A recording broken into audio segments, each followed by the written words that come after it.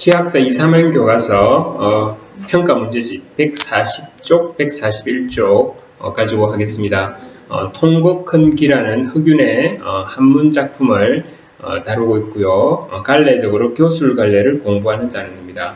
지금은 개관 내용인데 140쪽 한번 펴볼까요? 자, 교술갈래의 개념. 교술이란 원래 대상의 의미를 알려주면서 주장을 펼치는 서술 방식을 말합니다. 자, 이러한 교술 양식으로 서술된 교훈적, 성찰적 성격이 강한 문학을 교술갈래라고 하는데, 자, 교술은 사실은 우리나라의 국문학사 전공을 하는 어떤 학자가 만들어낸 말입니다. 옛날부터 있던 말을 이렇게 가져와서 썼는데, 정통적으로 이렇게, 우리 쉽게 생각하면 에세이죠. 에세이. 현대의 수필에 가깝다고 생각하면 되는데, 요거 조심하셔야 될 게, 현대에 와서는 교술이 그 수필로만 한정되는데, 우리 국문학 사상 보면 문문도 교술 갈래에 걸리는 게 굉장히 많습니다. 그래서 기준을 산문이라고 보시면 안 되고요. 밑에 2번에 보시면 중요한 내용들이 나옵니다. 주로 외적 세계, 즉 구체적 사실이나 경험을 서술 전달한다. 핵심은 구체적 사실이나 경험이고요. 그 다음에 그것만 있어서는 안 되고 그것을 보고 작가가 내면을 성찰해야 합니다. 다시 한번 강조합니다. 교술 갈래에는 구체적 사실이나 경험이 서술되면서 작가의 내면 성찰이 들어가야 됩니다. 그러면 운문이든 산문이든 상관없이 교술 갈래가 될 수 있죠. 자, 그래서 그거 한번 잘 보시고요. 지금 밑에 관련 학습 활동이라 해서 우리가 작품을 다 읽었다고 전제하고 지금 흑윤이 통곡헌기라, 이 제목 자체는 뜻이 뭐죠? 통곡헌이라는 집 이름이죠. 집에 걸려있는 편의 이름인데 헌은 집을 말하거든요. 통곡, 우리 크게 우는 거 있죠. 통곡, 집 이름을 통곡헌이라고 지었는데 그걸 사람들이 비웃죠. 거기에 대해서 흑윤이 이제 자기 조카 허친에 대해서 허친이 왜 이렇게 지었는지 의미를, 깨달음을 주는 거죠. 세상을 신랄하게 비판하면서 깨달음을 주는 필자의 생각을 담고 있습니다. 그래서 관련 학습 활동 보면 다음을 참고하여 필자가 자신의 생각을 나타내는 방법을 정리해보자. 그러면 이 글의 작가는 흑윤입니다. 흑윤이 자기가 바깥에서 본 허친이란 사람이 통곡헌이라는 집을 지은 그 사례를 가지고, 됐나요? 가히, 묵적, 양주, 완적, 당구의 사례를 덧붙여서 자신의 필자의 생각을 전달하고 있죠. 그래서 정리하면 필자는 새로 지은 집 통곡헌이라는 이름을 지은 허친의 사례. 자, 이걸 뭐라고 봐야 돼요? 외부의 외적 세계. 흑윤이 경험한 세계입니다. 그죠? 여기에 대해서 사람들이 이러쿵저러쿵 비웃는데 여기에 대한 자신의 생각을 다르게 전개합니다. 그런 과정에서 고사를 많이 인용하죠. 옛날 사례를 인용해서 의미를 해석해내고, 그래서 그 바탕 위에 자신의 생각을 이렇게 전개하는 방식을 취하고 있습니다. 됐나요? 예. 자, 그 다음에 교술갈래 책이 아까 조금 전에 제가 말씀드렸는데, 현대의 수필로 이해하면 굉장히 쉬운데, 수필은 산문이잖아요. 그죠? 근데 우리 국문학 역사를 볼 때는 운문도 교술갈래에 해당되는 것이 굉장히 많습니다. 첫 번째, 한문 양식으로서의 교술 문학하면, 이제 한문은 글 쓰는 방식에 따라 기다, 설이다, 논이다, 전이다 정해져 있습니다. 그렇게 이름 붙일 수 있는 것들이 교술문학에 들어온다 이 말이죠. 그래서 실용성과 문학성을 겸비하면서 독자에게 깨우침과 감동을 동시에 줌. 자, 기는 일반적으로 기록이라고 보면 되는데요. 사실적인 기록이 핵심이죠. 그런데 반드시 의미를 더하게 되어 있습니다. 설은 자신의 주장이 굉장히 강한 것이고요. 논은 어떤 대상, 세상의 일에 대해서 자기의 논리를 이렇게 펼치는 것이죠. 설하고 조금 차이가 있습니다만, 전은 어떤 사람의 일대기가 대부분이 됩니다. 그래서 전기문 할 때 전자죠. 어쨌든 이런 것들이 교술갈래의 한 형식들이다.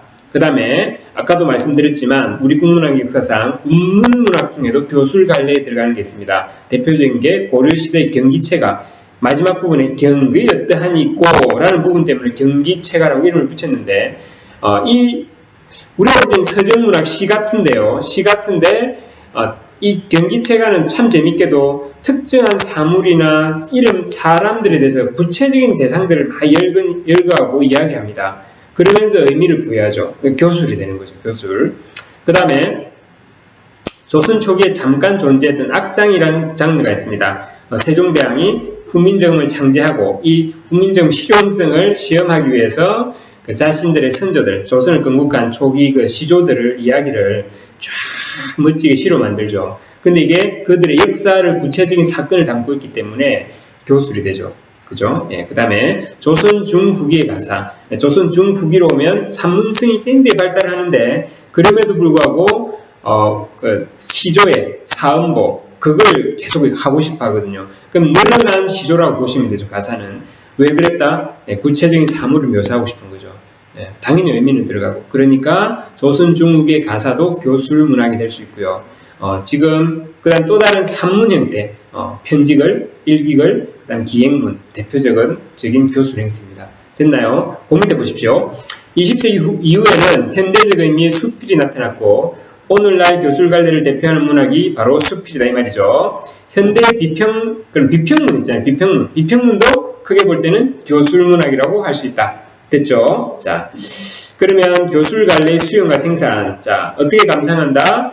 예. 그 교술 갈래는 삶과 세계에 대한 성찰과 논평을 위주로 하기 때문에 읽고 나서 자신의 일상의 삶과 관련된 교훈이나 감동을 깨달아야 되겠죠. 그게 초점, 적용하는 데 초점을 둬야 제대로 된 감상이라고 할 수 있고요.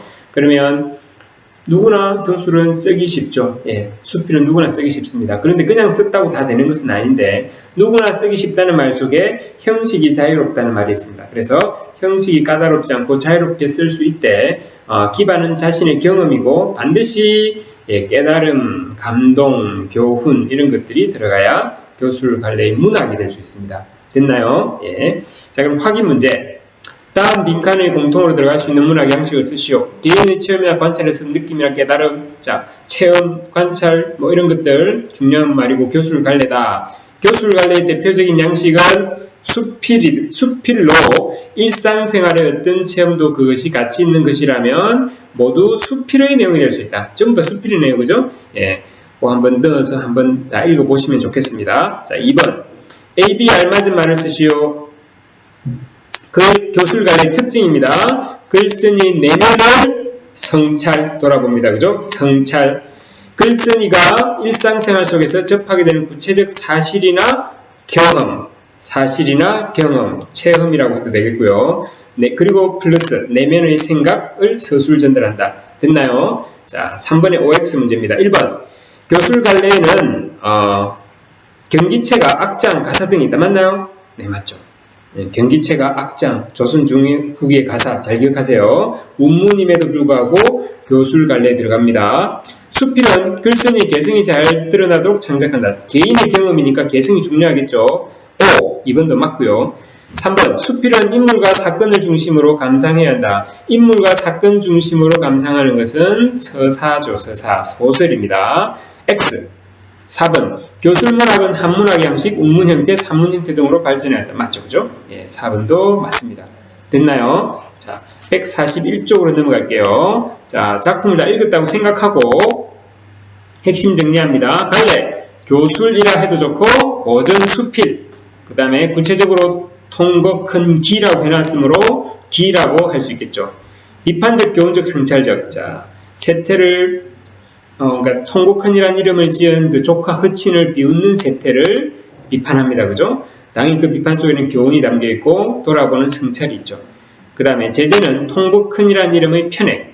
편액은 그 집 앞에 보면 우리 그 집 이름처럼 딱 써놓는 액자 있죠. 그걸 편액이라고 그럽니다. 자, 주제. 통곡헌의 내력과 부정적 시대 상황에 대한 비판. 됐나요? 그 다음에 밑에 특징들도 잘 보십시오. 허균이 이걸 지을 때 문답 형식으로 잘 썼습니다. 그 다음에 필자의 체험을 바탕으로 논의를 전개하죠. 그게 교술의 특징이기도 했습니다.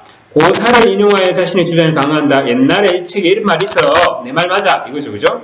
유사한 사례를 비교하면서 상황의 심각성을 강조한다. 옛날에도 이렇게 했는데 지금 우리도 비슷해. 이거 심각한 상황이야. 이런 거죠. 됐나요? 자, 통곡에 대한 두 가지 대비되는 관점이 나옵니다. 자, 세상 사람들은 아버지를, 부모를 잃었거나 자식이나 버림받은 여인이, 아이고, 말을 제가 빨리 한다고. 원래 통곡의 가장 기본은 상을 당했을 때 그 남은 사람들이 우는 걸 통곡이라 그러죠. 자, 그러면 세상 사람들은 통곡을 좋아할까 싫어할까? 싫어하고 꺼려합니다. 이게 통념이라는 거죠.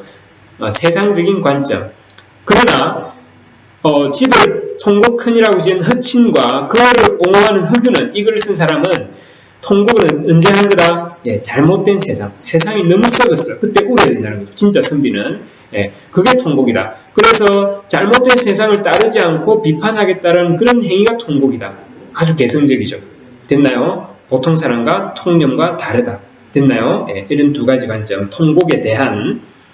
그럼 추구하는 삶의 태도 차이. 그래서 세상 사람들은 통곡을 싫어하고, 이 통곡이 뭐밖에 없으니까, 예, 부모님 돌아가셨을 때만 우는 거니까 싫어하고. 근데 허균과 허친의 입장은 세상이 썩었을 때 통곡해야 된다. 그 말 속에는 세상 사람들은 활락, 우쭐대고 기분 내기, 부귀와 영예를 쫓아가는 그런 욕망의 삶을 산다면 허친은 비에 울적한 나날, 비천함과 가난, 공분과 가난을 궁핍을 받아들이고 세속적 욕망에 휩쓸리지 않으려고 노력한다는 겁니다. 이런 세상에서 잘 사는 게 목적이 아니고 통곡을 하고 나는 가난하게 살겠다 이거잖아요. 그죠?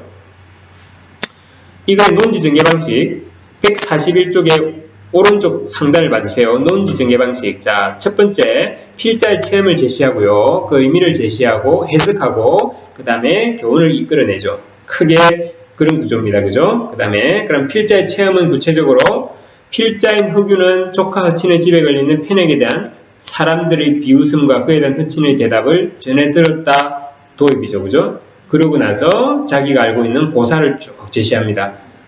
그래서 고사 두 개의 그 사례를 가지고 비교를 해서 자기 생각을 끄집어내죠.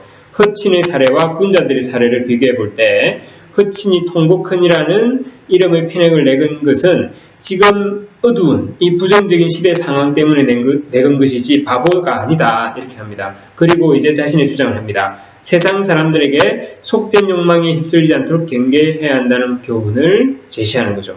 됐나요? 자, 작품에 나타난 사회 비판의식. 자, 허균은 뭘로 유명한 사람이죠? 홍길동주전 썼죠.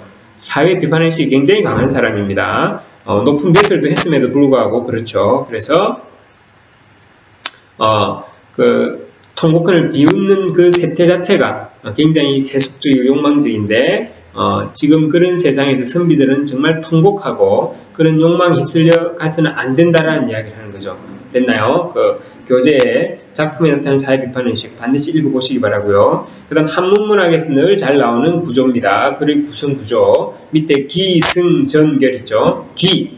이야기를 끄집어냅니다. 허친이 통곡흔이라는 이름의 편액을 내건 것을 사람들이 비웃고 이유를 물어봅니다. 이유를 들었습니다. 그 다음에 이어갑니다. 허친이 편액의 이름을 통곡흔이라고 짓게 된 이유에 대해서 설명한다. 그 다음에 전환합니다. 허균이 사람들이 비웃음을 꾸짖으며 통곡흔이라는 명명에 대해서 추론해줍니다. 됐나요? 그 다음에 결론 내립니다. 통곡흔 길, 내가 왜 이 글을 썼는지를 하면서 자기 하고 싶은 이야기를 하는 거죠. 됐나요? 예.